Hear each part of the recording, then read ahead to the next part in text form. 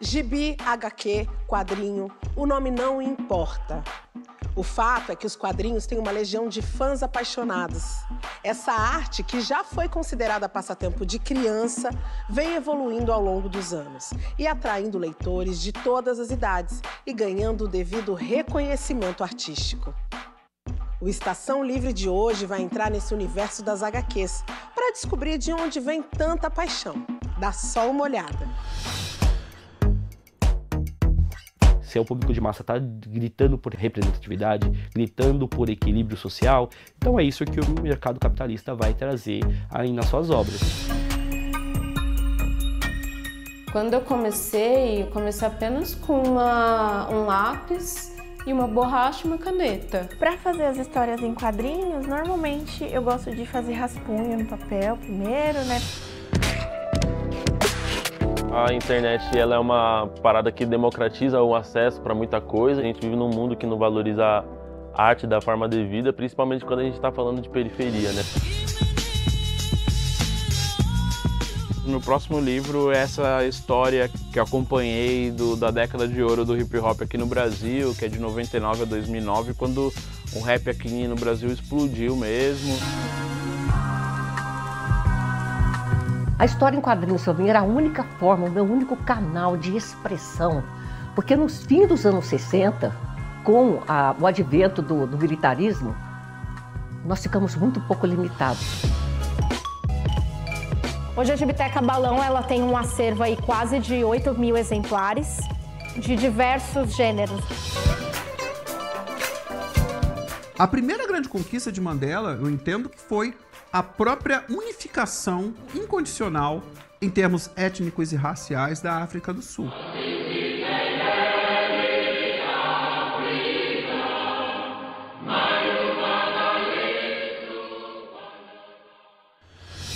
E para a gente desvendar juntos um pouco desse universo maravilhoso dos HQs, eu tenho o prazer de receber aqui a ilustradora e quadrinista Marília Mars e também o ilustrador e quadrinista Jefferson Costa. Personagens negros existem nos quadrinhos desde sempre. Mas essa representatividade só passou a ser pauta nos últimos anos, com os sucessos cinematográficos de filmes de super-heróis. Nós conversamos com o criador de conteúdo Thiago Carneiro sobre como as editoras de quadrinhos de heróis mais conhecidas do mundo, Marvel e DC, estão investindo em diversidade para ganhar mais público. Don't freeze. I never freeze. A Marvel ela sempre esteve atenta, né? Stan Lee e Jack Kirby sempre estiveram atentos aos movimentos sociais que estavam acontecendo através da história, e através disso eles fizeram aí muitas inserções de personagens dentro de movimentos culturais que estavam acontecendo também. A DC, em paralelo a isso, também trouxe seus heróis, porque apesar de tudo as histórias das duas estão muito atreladas, porque elas são as duas maiores do cenário mundial em si, e elas foram crescendo juntas e uma meio que espelhando a outra, e elas têm aí uma construção de representatividade, ao meu ver, um pouco lenta em partes, né? Mas eu sinto que esse movimento tem evoluído, né? A representatividade em todas as suas variáveis, ela tem sido tratada com um pouco mais de respeito aí nos últimos 20 anos. Quer dividir uma porção de fritas? Não, vamos pegar pra viagem. A Marvel, ela saiu na frente quando a gente fala de personagens pretos, nesse caso. Ela lançou aí em 1966 o Pantera Negra. Ele, na verdade, fez a sua primeira aparição nos quadrinhos do Quarteto Fantástico. Inicialmente como um algoz ao quarteto, né? Mas ele tinha um ponto ali e, posteriormente, ele se torna o herói que ele viria a ser aí com o que a gente conheceu, tanto nos cinemas como através dos quadrinhos. To the rest of the world.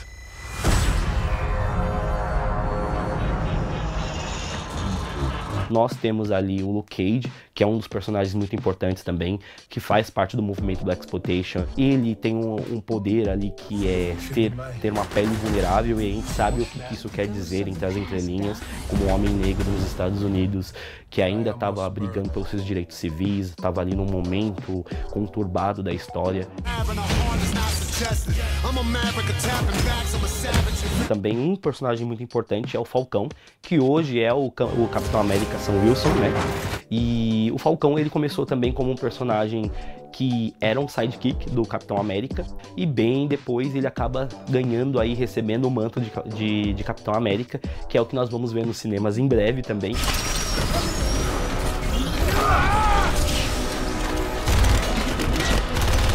Temos o Miles Morales, que acabou de ter aí o lançamento da sua segunda animação, que é o Homem-Aranha no Aranhaverso, através do Aranhaverso, que é a segunda animação, que é perfeita, e ele já conquistou o público. E, na minha visão, as duas animações, elas são as melhores produções do Homem-Aranha, contando aí com os seus live actions, mas é uma opinião pessoal. Todo mundo fica me dizendo como a minha história tem que ser. Não.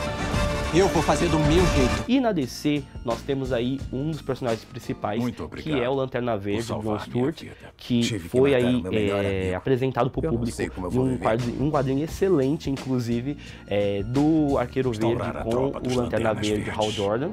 E eles estão aí numa road trip pelos Estados Unidos, onde eles estão conhecendo a dinâmica de justiça. Todo aquele que venera o mal há de penar quando o poder do Lanterna Verde enfrentar. Tem dois grandes personagens da DC que precisam de ser explorados melhor também. Um deles é o Raio Negro, que nos quadrinhos ele tem uma importância muito grande. E é claro, o mais amado de todos, o Super Choque, né? O Virgil é um personagem que as pessoas aclamam. Tá faltando aí o Virgil ganhar uma série de TV ou um filme muito bom. Sentiu minha falta? O que você acha? Eu acredito que o futuro aí da cultura pop, no geral, quando a gente fala de pautas de minorias, pautas de representatividade e diversidade, ele é promissor, visto como o mercado tem se comportado. Se alguma coisa vai começar. Pega a Pequena Sereia, ter sido uma atriz negra a ser representada ali nas telas, foi maravilhoso de ver. Então, assim, é muito bacana de enxergar como que, ainda que seja por um viés capitalista, como que o mercado tem se adaptado à representatividade. É isso, se o público de massa está gritando por representatividade, gritando por equilíbrio social, então é isso que o mercado capitalista vai trazer aí nas suas obras.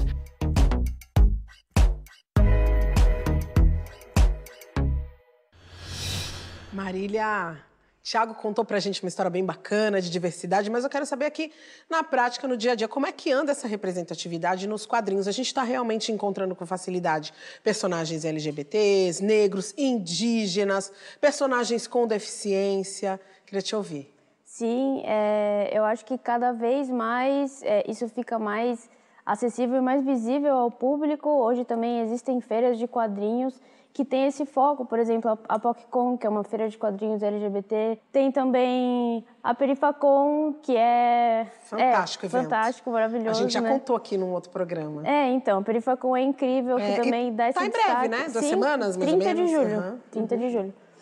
E eu acho que cada vez mais nas histórias e nos autores e autoras, né, quem está contando essas histórias, cada vez mais nós vemos essa representatividade, né? Então, eu acho que é uma coisa que está chegando com muita força. Eu vejo com colegas minhas que participam de feiras há muito tempo e percebem de forma muito gritante essa diferença, né? Hoje tem mais mulheres, temos mais pessoas negras, temos mais pessoas LGBT produzindo, e isso se reflete, né, no cenário da HQ como um todo. E você sabe que eu quero aproveitar, quero perguntar para vocês dois agora, quero trazer polêmica, sou uma pessoa que adora uma polêmica.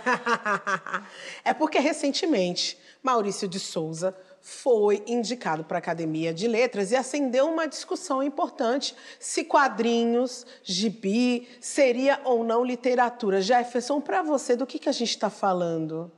O movimento dos quadrinistas no Brasil segue numa direção querendo mesmo descolar quadrinhos da literatura. Por diversas questões, mas muito pela visibilidade. Para ter uma visibilidade própria. Né? Descolar nesse sentido. E até para recursos. Né? Recursos, tipo, se está sempre atrelado à literatura, é uma fatia da fatia da fatia.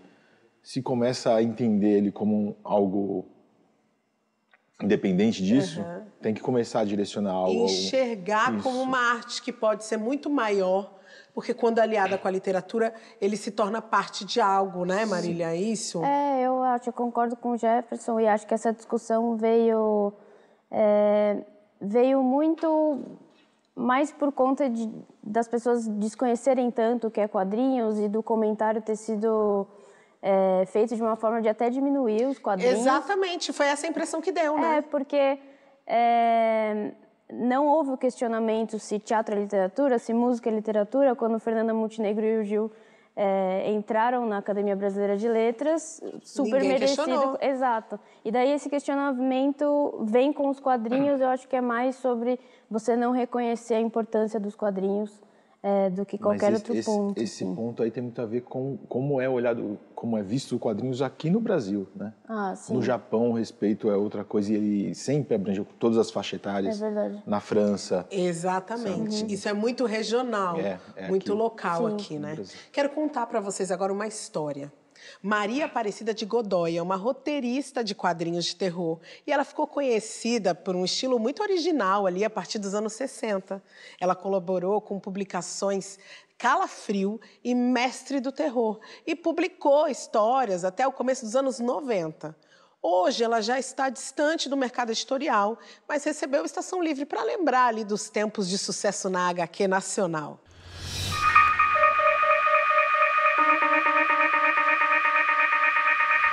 Eu trabalhei durante muito tempo como designer gráfico.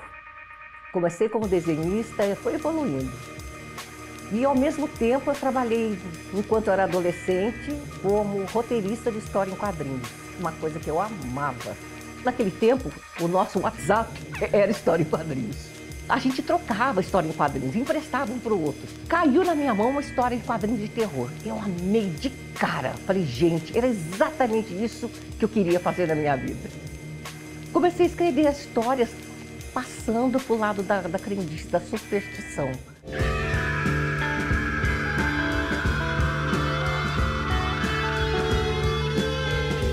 Sem muita pretensão, eu mandei para uma editora aqui em São Paulo, Editora Outubro. E esqueci.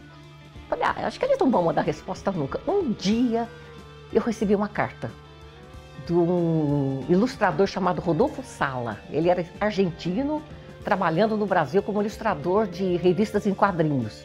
Então ele disse, olha, peguei a sua história Cabeça Satânica, já publiquei e mandando para mim um cheque. Eu falei, como é? Não acreditei. Eu falei, vendi uma história. Isso dá dinheiro? Para mim foi uma enorme descoberta. Então eu comecei a colaborar com o Rodolfo Sala, eu mandava as histórias para ele e ele me mandava dinheiro. Eu ganhava tanto naquele tempo, as histórias em quadrinhos eram muito bem vendidas no Brasil. Eu ganhava mais do que meu pai. Eu comprei o primeiro televisor da casa, fui eu que comprei.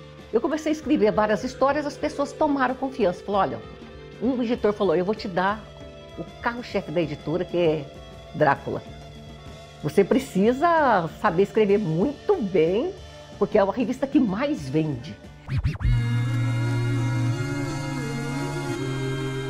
Essa aqui é uma revista, por exemplo, que tem umas histórias minhas. Tem coisa aqui que eu tenho que ler de novo, pra falar a verdade, que eu nem lembro. Nem lembro mais o que foi que escrevi. A história em quadrinhos, para mim, era a única forma, o meu único canal de expressão. Porque nos fins dos anos 60, com o advento do militarismo, nós ficamos muito pouco limitados. A gente reunia, às vezes, alguns jovens para conversar um pouco, passava o camburão, bem devagarzinho. E já olhando, na hora, a rodinha desmanchava, porque a gente tinha medo de ser preso. Então, quando nós víamos a polícia militar entrar dentro da sala de aula, retirar um aluno e o aluno sumir, isso pra gente foi assustador. Aí eu falei, bom, agora eu estou vivendo uma história de terror. Eu sempre escrevi uma história de terror, agora eu estou vivendo uma. Aí não foi o Curupira, não foi o Saci, você sabe quem é que vai te pegar.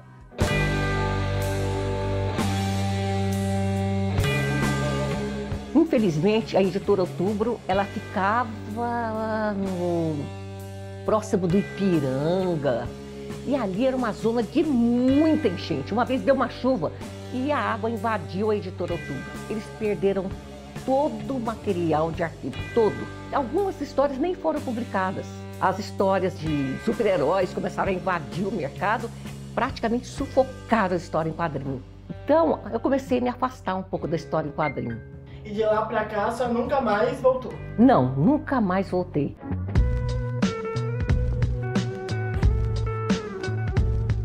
Cida, por aqui é isso. Muito obrigado. Eu que agradeço. Nossa, é tão raro que uma pessoa venha perguntar. Escuta, como é que era?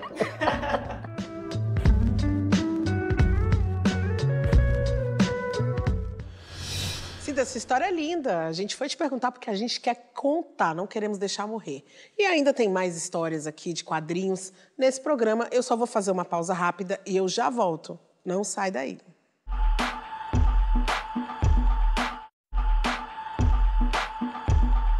Estação Livre de volta, falando de quadrinhos e recebendo o Jefferson Costa e a Marília Marx. Como acontece em várias áreas, nos quadrinhos também as mulheres são minoria. Mas esse quadro vem se transformando na última década e cada vez mais mulheres estão ganhando reconhecimento pela qualidade das suas obras.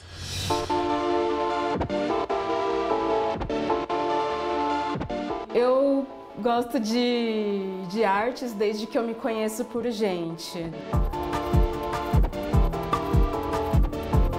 Eu gosto desde a infância, né, de histórias em quadrinhos, então eu li aquelas clássicas que todas as crianças leem, né?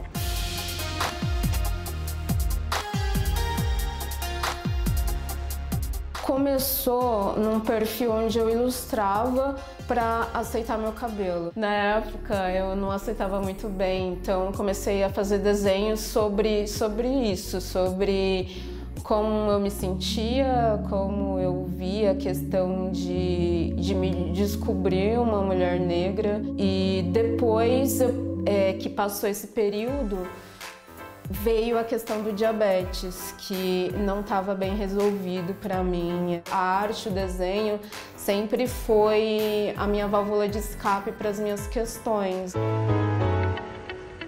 Eu acho que fazer histórias em quadrinhos, para mim, né, que gosto de falar, gosto de conversar, eu acho que tem tudo a ver com o meu trabalho, porque até o meu nome, né, que eu assino, a Nega do Leite, tem tudo a ver com isso, que é uma pessoa que fala bastante. A Nega do Leite. Esse dito popular, minha avó sempre falou muito pra mim, assim, você fala muito, menina, fala mais que a Nega do Leite, fala mais que o Homem da Cobra. Então, quando eu comecei a fazer grafite, eu quis, né, encontrar um nome que pudesse ter a ver com as minhas raízes, assim, então eu quis homenagear minha avó, que ela sempre me chamou de faladeira. As minhas ideias, elas vêm muito do que eu vejo no dia a dia, no meu dia a dia, como mulher negra, como uma pessoa com diabetes, uma pessoa que tem deficiência auditiva, como uma pessoa que mora numa cidade grande, e também eu vejo observo a vivência das outras pessoas, porque nem sempre tudo que eu ilustro é sobre mim.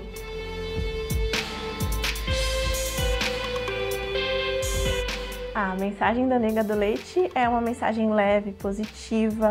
Acho que por conta de eu trabalhar como terapeuta, eu tento sempre trazer tudo de um jeito bem leve, de um jeito gostoso, principalmente para a infância, né? Acho que tem que ser tudo muito lúdico, muito do sentido do brincar. Eu sou autora do Todos os Dias. É uma história em quadrinhos de duas crianças negras. Todos os Dias é a história de dois irmãos, a Cleo e o Zac. Os dois são filhos de um casal, né? E esse casal, eles trabalham fazendo penteados afro. Quando eu comecei apenas com um lápis e uma borracha e uma caneta. Fui evoluindo, comprando uma tinta e depois comprando um curso que eu queria fazer. Hoje em dia eu uso um tablet para desenhar também. Para fazer as histórias em quadrinhos, normalmente eu gosto de fazer rascunho no papel primeiro, né? Pensar um pouco na história, o que a história vai falar. E aí eu começo a fazer os rascunhos no papel. Depois que eu faço pro papel, aí eu passo pro digital. Eu uso o tablet, no tablet eu vou fazendo os desenhos e dali mesmo já tá quase que pronta. Se vocês têm essa vontade de desenhar e acha que você precisa de algo muito, muito caro, não precisa. Começa com o que você tem hoje, que com o tempo as coisas vão acontecendo e você vai ver que é um processo muito lindo.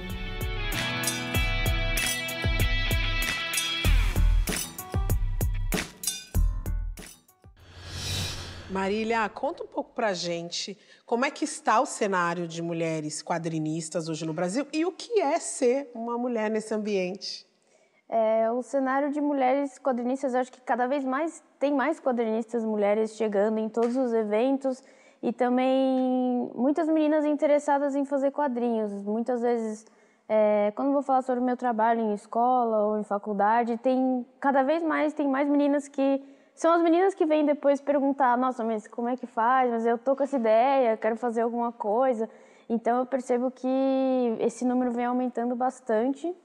E ser mulher nos quadrinhos é uma luta constante, ao mesmo tempo que é muito bom estar lá e contando a sua história e apresentando outra perspectiva, outro ponto de vista do que a gente está mais acostumado a ver na cena dos quadrinhos. Agora, Jefferson, a Érica, que assina ali Nega do Leite, ela já tem uma publicação, né? A gente viu ali na reportagem. Como que é para um quadrinista publicar? Isso é fácil? Esse caminho é tranquilo? Mudou bastante de quando eu comecei para agora. Sim. Quanto tempo você já está nesse cenário? Há 20 anos. 20 anos.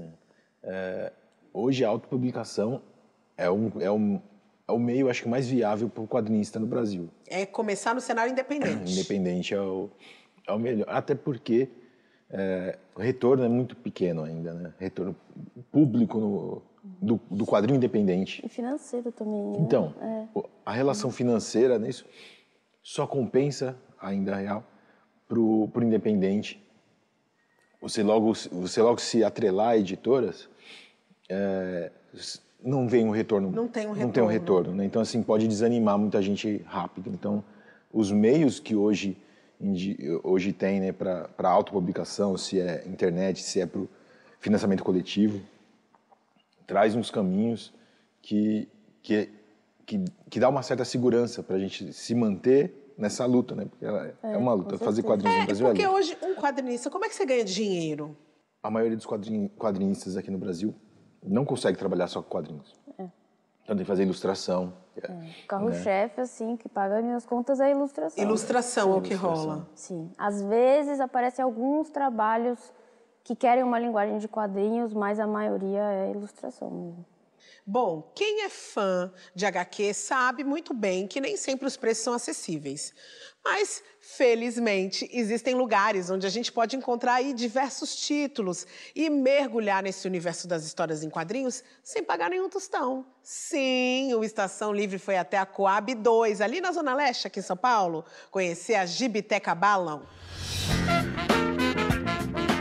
A Gibiteca Balão, ela é uma iniciativa que trabalha pela democratização do acesso à cultura, né, aos bens culturais, nerds principalmente, e também ajuda na contribuição do pensamento crítico nas periferias. A Gibiteca Balão, ela surgiu com a vontade, a união e o trabalho de 4 pessoas. Lá no finalzinho de 2013, crescemos com essa carência de ter um espaço de convivência nerd, um espaço que tivesse quadrinhos, animes, jogos, tudo isso que a gente gosta da cultura nerd disponível, né? Então a gente cresceu gostando disso, mas tendo pouco acesso.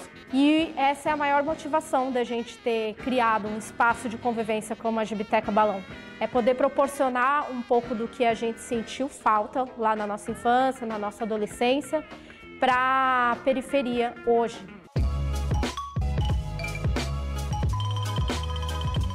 No começo do projeto, a gente conseguiu uma verba, né, através de um edital público, e com uma verba a gente conseguiu destinar um valor para a compra de acervo, além de cada um dos integrantes fazer uma boa doação. E a gente fez doação da nossa própria gibiteca de casa, né, para começar. E ao longo desses quase 10 anos de projeto, né, a gente recebe muita adoção da comunidade e também de quadrinistas e pesquisadores. Hoje a Gibiteca Balão ela tem um acervo aí quase de 8.000 exemplares de diversos gêneros, assim, desde biografias em quadrinhos, adaptações da literatura em quadrinhos, até os gêneros mais difundidos dos quadrinhos, como terror, fantasia, super-herói, né, Marvel, DC. É tudo gratuito, a intenção sempre vai ser essa, né?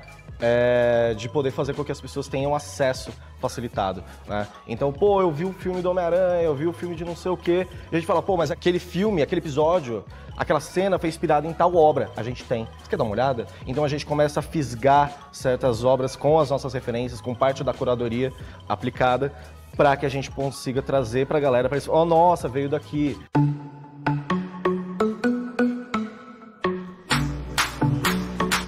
E a gente trabalha, além dos quadrinhos, oferecendo os quadrinhos, fazendo uma monitoria, uma mediação de leitura. Tem também jogos de tabuleiro, em que a gente ensina a galera a jogar. Temos retro games, né, os videogames antigos. A gente tem aqui alguns consoles clássicos para a galera jogar com a gente.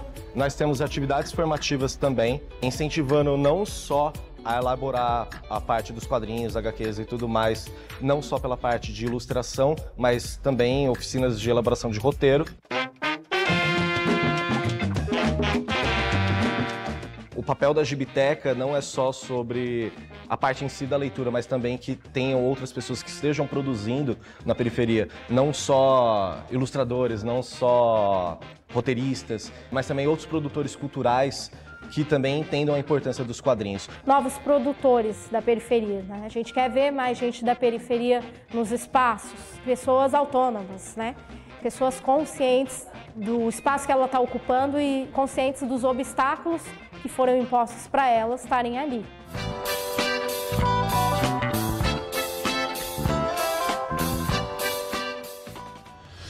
Pessoal, a gente estava conversando ali anteriormente das publicações. Jefferson falou um pouquinho para a gente das dificuldades, da necessidade de talvez ser independente para publicar.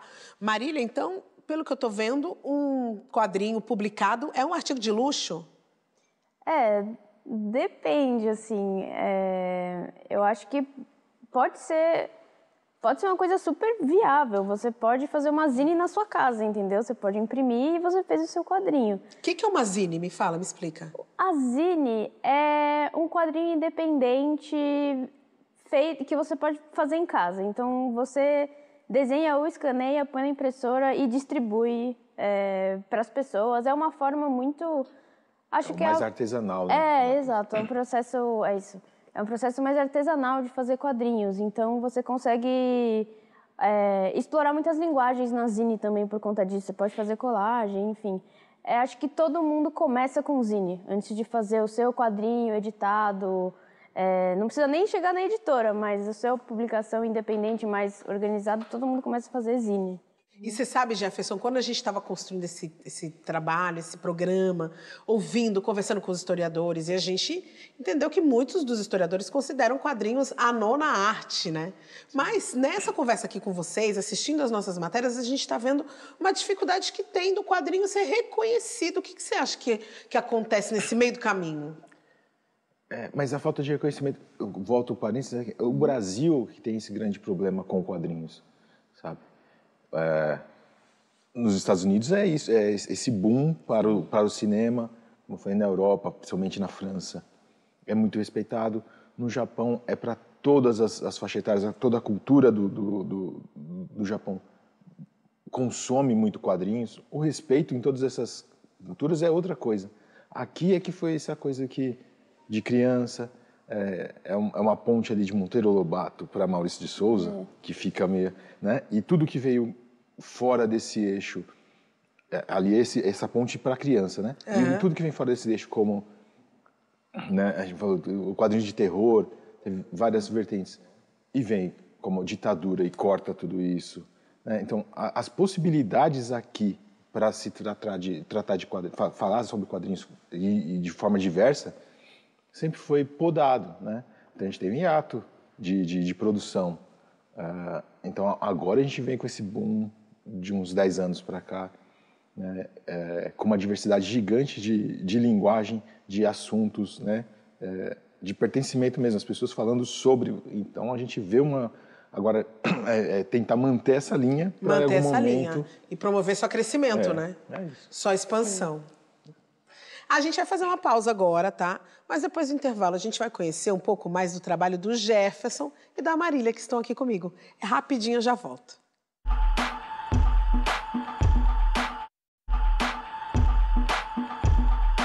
Estação Livre de volta, Mundo das HQs é o assunto de hoje e eu estou recebendo Jefferson Costa e Marília Marx. A periferia de São Paulo tem uma produção de HQs que é muito forte, apesar da pouca visibilidade da maioria dos quadrinistas. E a gente foi até Osasco, aqui na Grande São Paulo, para conhecer o Homem Saudade, que mostra nos seus quadrinhos uma estética periférica e o dia a dia de quem vive ali essa realidade. O Homem Saudade é o arroba, né? Mas o vulgo mesmo é saudade.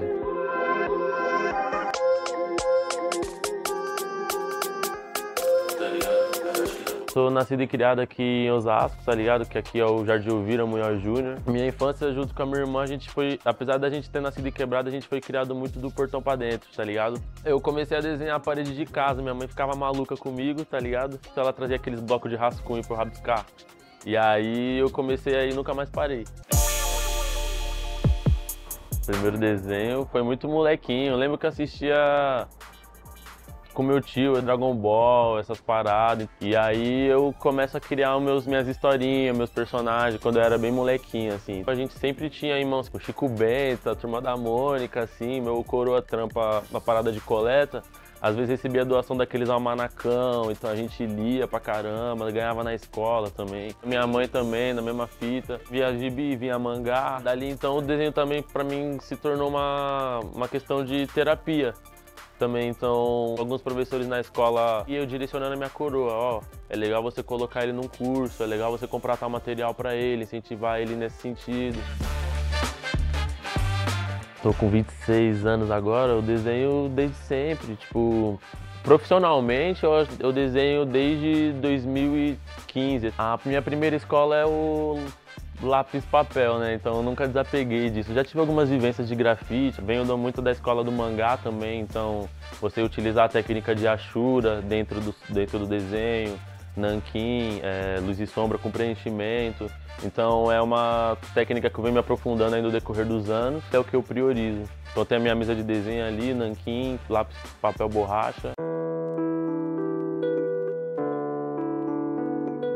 O quadrinho ele é um tipo de expressão artística de característica única, não é como a literatura. No quadrinho o texto importa, a balonagem conta a narrativa junto, a imagem, o grid, tudo que está formando ali visualmente forma o quadrinho, e é uma das formas de expressão assim mais acessíveis para a formação das pessoas também. Basicamente minha formação de letramento foi em cima de quadrinhos. A webcomic é a linguagem dos quadrinhos sendo utilizada no meio digital para o acesso do leitor, né? Então é um formato diferente. Enquanto no produto gráfico ali você pensa toda a questão de grid, diagramação que vai para o produto impresso, para a internet é um outro tipo de plataforma. Então você faz as cenas, diálogo, roteiro, produz em cima, mas para o formato da internet. A internet ela é uma parada que democratiza o acesso para muita coisa. A gente vive num mundo que não valoriza a arte da forma devida, principalmente quando a gente está falando de periferia, né? Quando a gente está falando do fundão, assim. E pro meu nicho, que é quadrinho, tá ligado? A gente tá nessa era digital bem forte, então é muito importante a gente cada vez mais ter o nosso corre girando entre a gente, sabe? Porque a gente expande pro lugar que é onde a gente tá mesmo e a partir daí a gente tenta achar a brecha, né, pra furar a bolha, tá ligado? Tenho o meu primeiro trabalho que foi pro circuito foi no ano passado, chama São Geraldo Pretos em Campo, que eu fiz juntamente com o coletivo Ludogriot. É uma história que vai falar sobre a contribuição do futebol preto aqui em São Paulo, que se passa no início do século passado. A gente lançou inclusive no Museu do Futebol no fim do ano passado. E no início desse ano lançou minha primeira webcomic, que se chama Corta Vento, que fala um pouco sobre as vivências afetuosas aqui de São Paulo dentro do clima frio. Antes do mundo esquentar tanto, São Paulo era um lugar mais gelado, né? E aí o frio remete à proteção, remete a você querer a presença das pessoas. Então eu resolvi fazer uma narrativa onde duas pessoas se encontram numa noite assim de domingo, num ponto de ônibus, e elas começam a trocar uma ideia numa noite bem gelada mesmo. E aí, através disso, vem a questão do afeto, vem a questão da sensibilidade que você tem com o outro, tá ligado?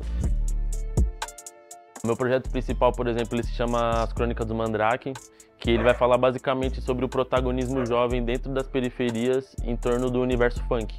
Essa vivência do Mandrake, que é essa figura do jovem dentro do funk, dentro da quebrada. Saudade é um vulgo meu que nasceu alguns anos atrás, quando eu era molequinho. Eu lembro que eu me colocava como protagonista e tal. A partir do momento que eu acessei a faculdade, começar a trabalhar no meio cultural, e a partir do momento que eu me entendi enquanto um cara preto, inserido no contexto que eu fui fazer essa reconstrução. Eu me desenhava como uma criança branca, tá ligado? Então, saudade porque o meu trabalho inteiro se baseia no resgate. Através do meu trabalho, eu faço de tudo para poder proporcionar para a menosada de hoje uma coisa que eu não tive na minha infância, que era o referencial preto da nossa periferia, do nosso costume, da nossa cultura no geral.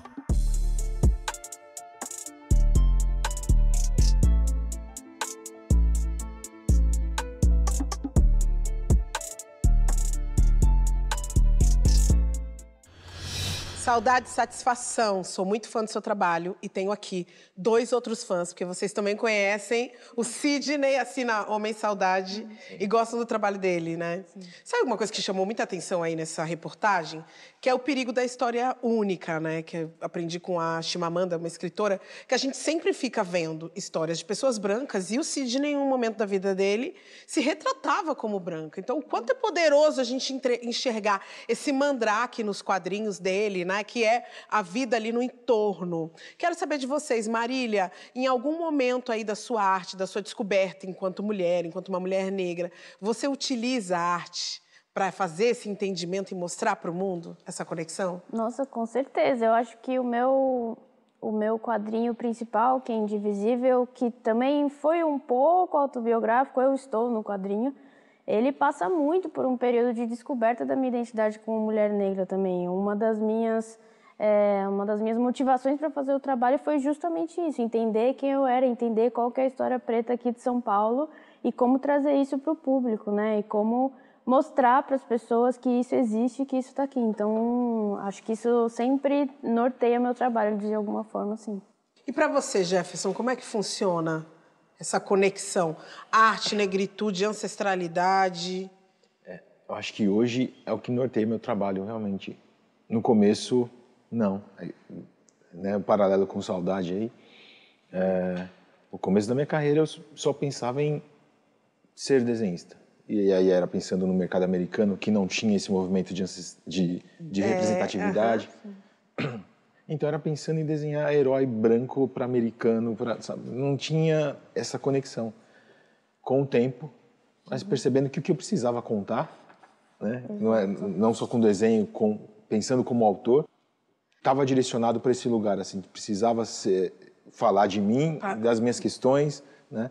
E eu acho que é o que norteia mesmo o meu trabalho hoje. Isso é tão importante, porque senão a gente não sabe nem para onde a gente está indo, né? Se a gente não sabe de onde vem. Gente, e que tal a história do hip hop em quadrinhos? Foram lançados aqui no Brasil os 3 volumes da HQ Hip Hop Genealogia, do quadrinista estadunidense Ed Piskor, que narra detalhadamente aí os primórdios dessa cultura em Nova York, lá no começo dos anos 80. A gente conversou com o Alexandre de Maio, que também é quadrinista, é jornalista, e a gente foi falar sobre esse título essencial para quem gosta das 2 linguagens, rap e quadrinho, quadrinho e rap. Vamos dar uma olhada?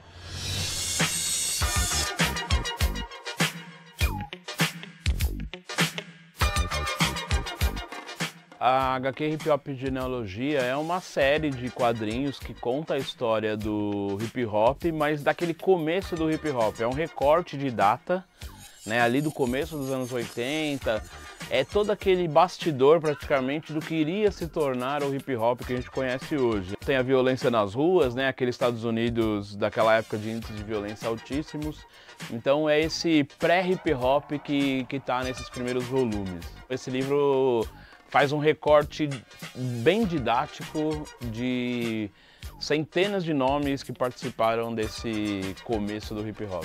O artista dessa HQ é o Ed Piskor, então ele é um artista de quadrinhos, mas que também vem ali do underground americano, junto com outros jornalistas, e ele resolve começar a fazer esse livro em pequenas tiragens, em pequenos capítulos dentro de uma publicação que depois vem se tornar o livro, né?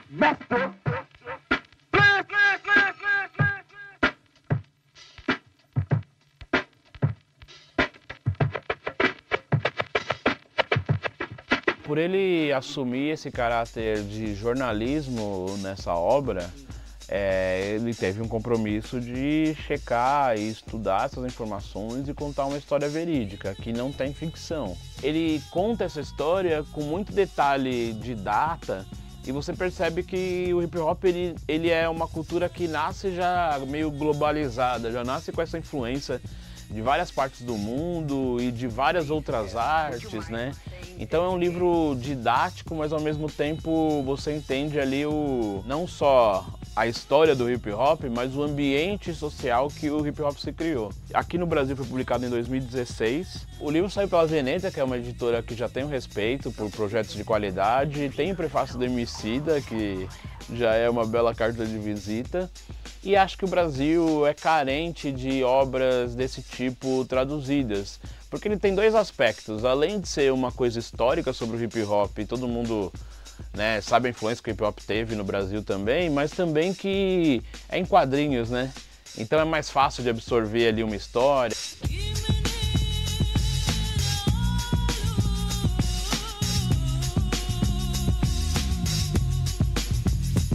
Uma das coisas mais legais que tem é você ler essa HQ e depois ouvir os discos, né?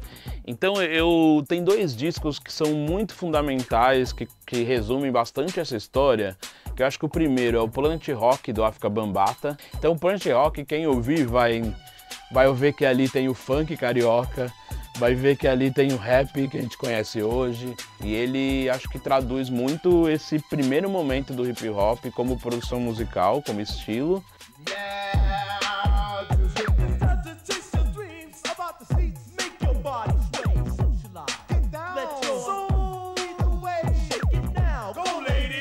E depois você tem também tem o álbum Run DMC, que é o álbum do mesmo nome do grupo, do Run DMC, que foi nessa época desse começo o primeiro boom mais popular. Esse segundo momento que tem todo um estilo de roupa que você já vai ver na capa do disco ou das letras, que é o rap muito próximo do rap que a gente já conhece hoje e do que se tornou ali, né, o rap que a gente identifica.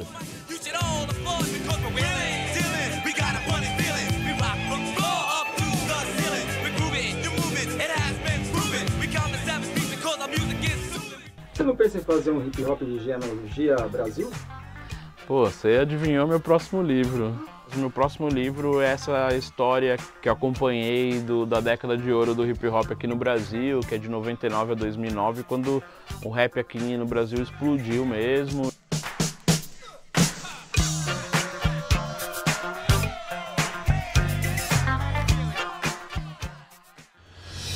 E a gente vai te esperar para lançar esse livro aqui no Estação Livre. Gente, agora eu quero saber da história de vocês.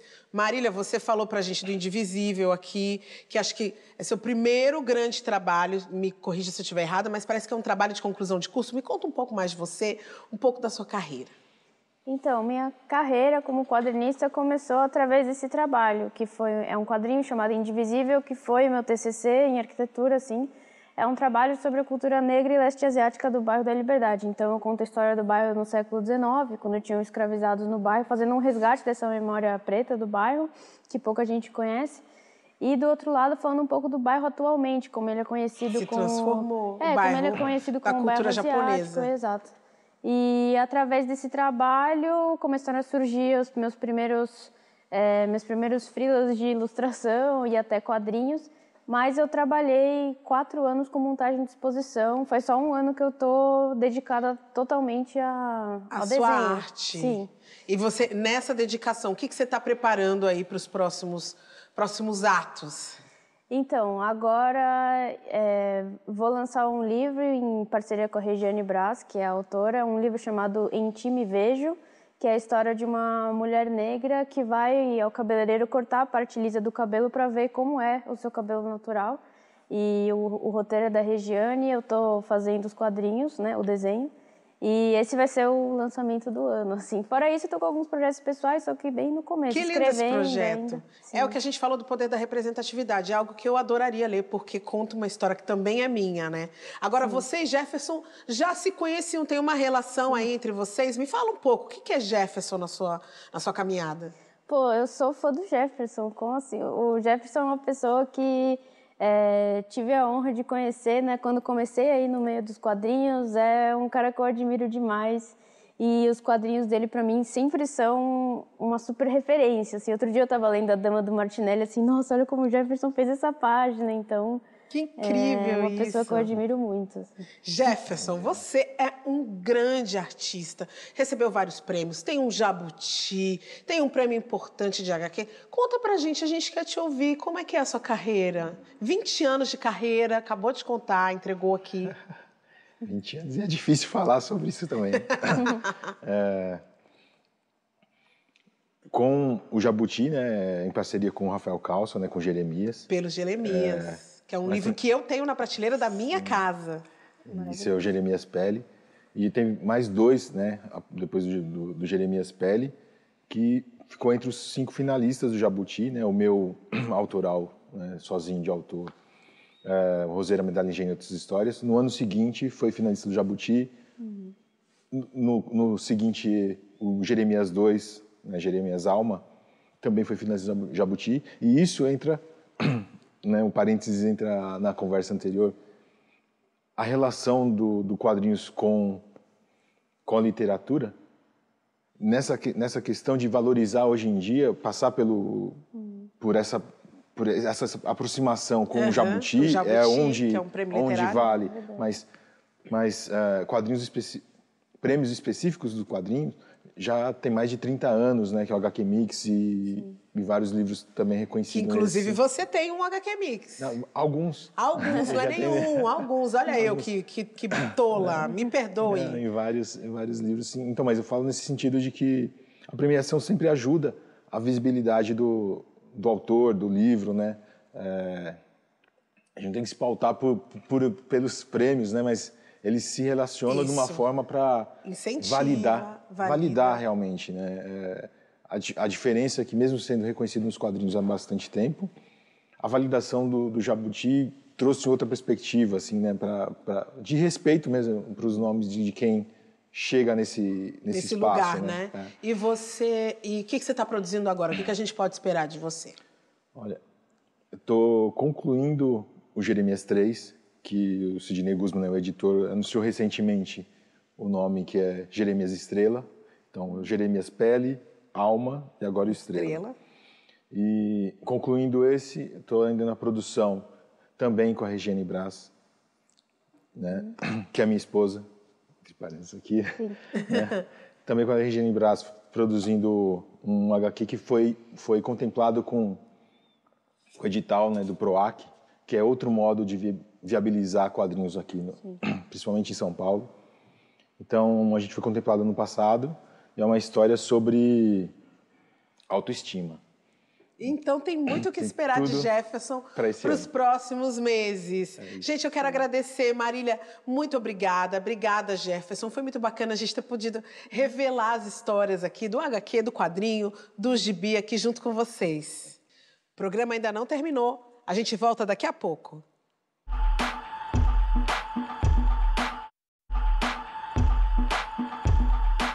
Estação Livre de volta e eu quero saber, o que você tem feito para ajudar o próximo? Na próxima terça, dia 18 de julho, nós celebramos mundialmente o Dia Internacional Nelson Mandela. É uma data criada pela ONU que propõe que cada pessoa dedique 67 minutos da sua vida para fazer o bem ao outro. Em 18 de julho, Mandela completaria 105 anos. E os 67 minutos propostos pela ONU são uma alusão aos 67 anos de luta do líder sul-africano por justiça social. Preso político, presidente da África do Sul e Prêmio Nobel da Paz, Nelson Mandela sempre será a inspiração para todos os povos, mas principalmente para o povo preto.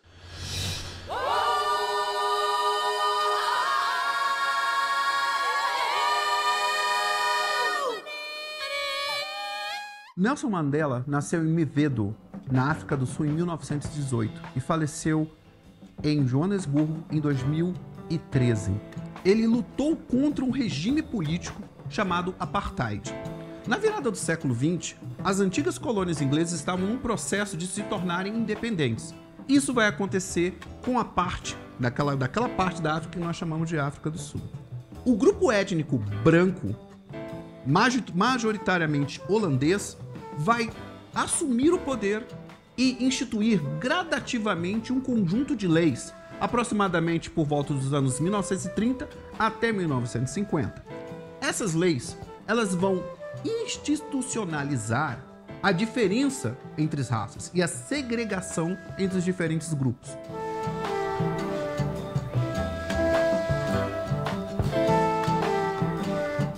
Como é que funcionava? Por exemplo, somente pessoas brancas votavam.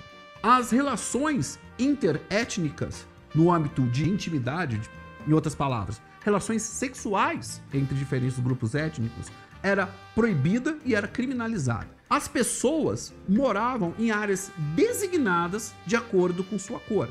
No caso dos diversos grupos negros, eles eram encerrados em lugares chamados bantustões, que tinham leis próprias e bastante segregatórias.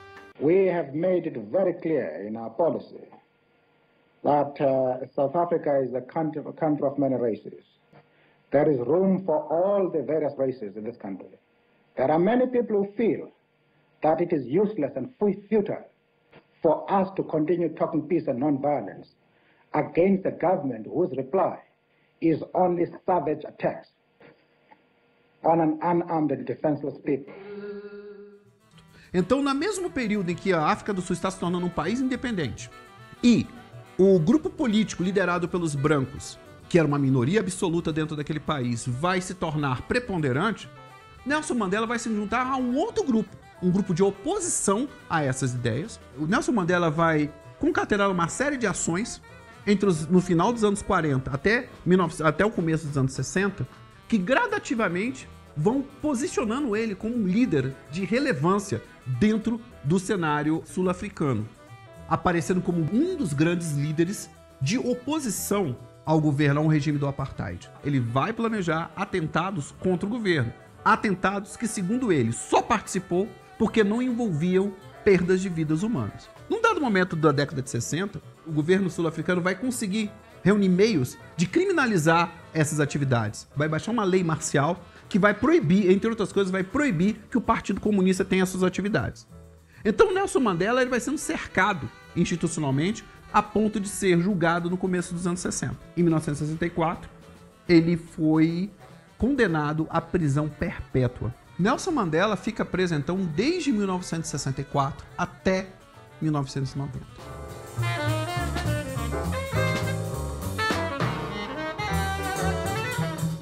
Então, durante o tempo que Nelson Mandela fica preso, vai ser o tempo em que a discussão e a insatisfação internacional e dentro da África do Sul contra o regime de Apartheid só cresce. A pressão pela libertação de Mandela, ela vai se tornando insustentável.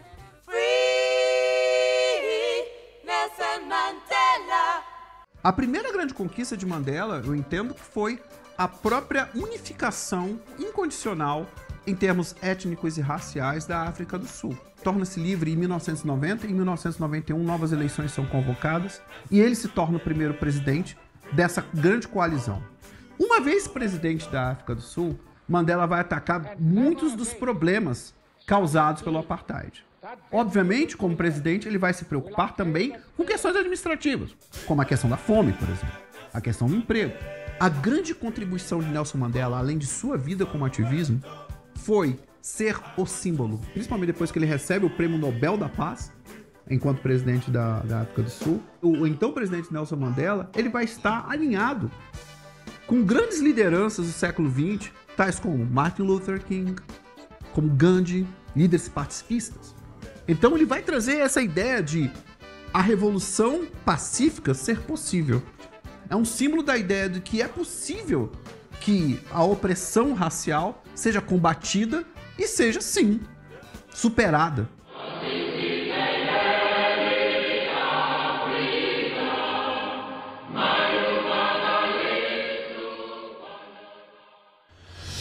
Eu espero que a luta de Nelson Mandela tenha te inspirado a fazer o bem sem olhar a quem.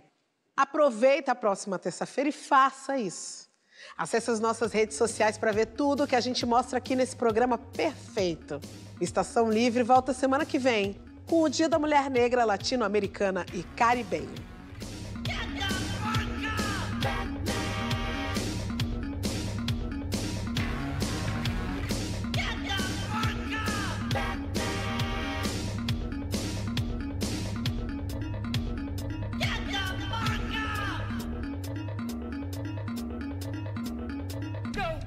Go with a smile.